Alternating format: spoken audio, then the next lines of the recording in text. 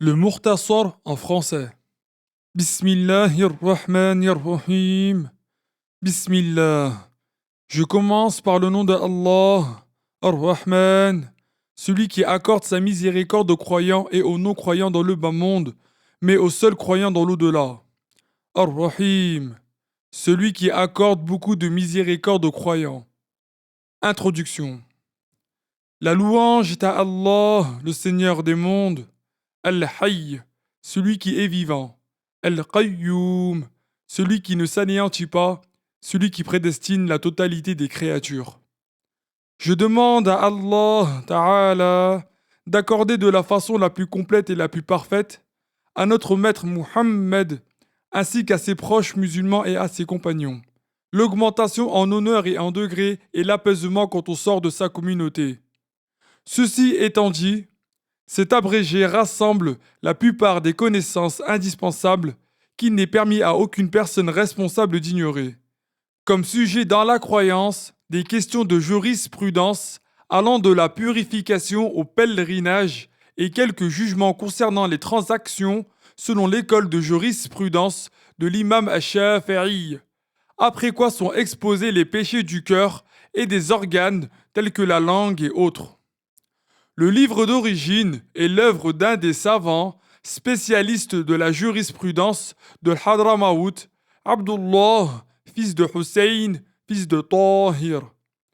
Ont été insérés par la suite de nombreux ajouts sur des questions précieuses tout en supprimant ce qu'il avait cité au sujet du soufisme et en modifiant certaines expressions sans que cela ne change le sujet.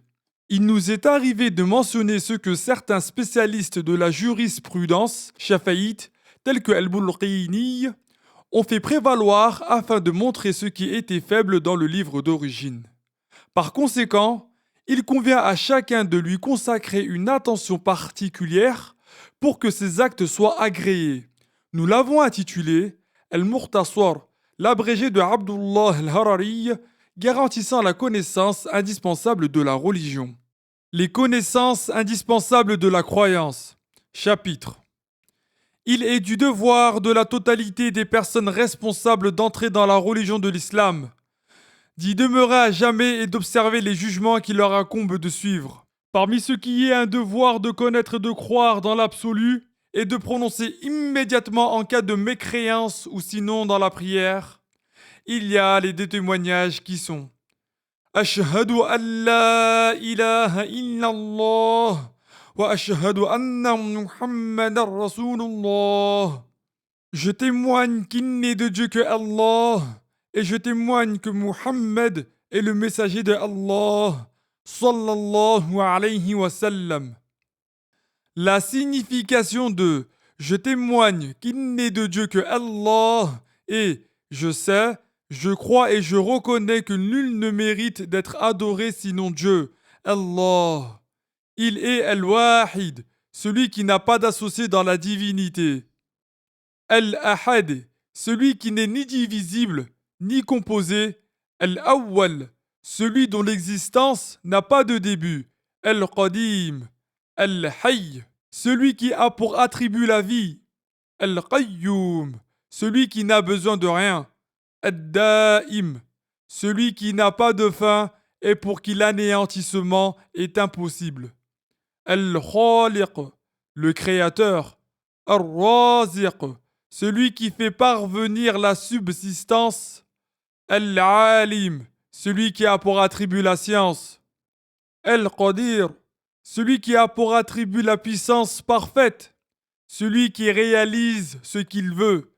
Ce que Allah veut est, et ce qu'il ne veut pas n'est pas.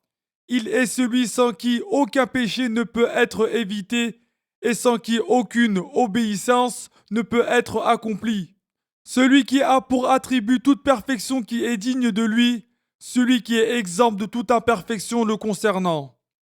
Laysa kamithlihi shay'un wa huwa as-sami'ul basir. Sourate Shura, verset 11. Ce qui signifie absolument rien n'est pareil à lui et il est celui qui entend, celui qui voit. Il est donc exempt de début et tout ce qui est hormis lui a un début. Il est le créateur, et tout ce qui est hormis lui est une créature. Ainsi, tout ce qui entre en existence parmi les substances ou les actes, depuis les corpuscules qui voltigent dans l'air jusqu'au trône, tout mouvement ou toute immobilité des esclaves de Allah, les intentions et les idées qui traversent l'esprit, tout cela existe par la création de Allah. Nul autre que Allah ne le crée. Aucune nature ni aucune cause. L'entrée en existence de tout cela a lieu par le vouloir et la puissance de Allah, par sa prédestination et conformément à sa science, exempte de début. Preuve en est la parole de Allah Ta'ala. Wa khalaqa kulla shay.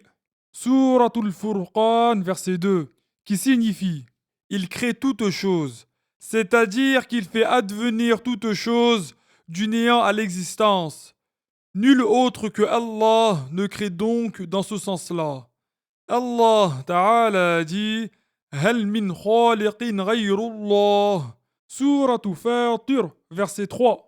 Ce qui signifie y aurait-il un créateur autre que Allah?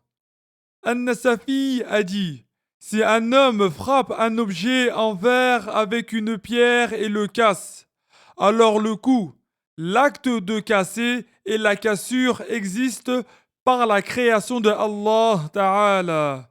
L'esclave de Allah n'a donc que l'acquisition de ses actes, tandis que la création n'est propre qu'à Allah. Allah Ta'ala dit Laha ma kasabat wa alayha maktasabat.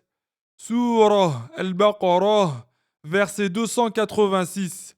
Ce qui signifie elle a en sa faveur le bien qu'elle a acquis et contre elle le mal qu'elle a acquis.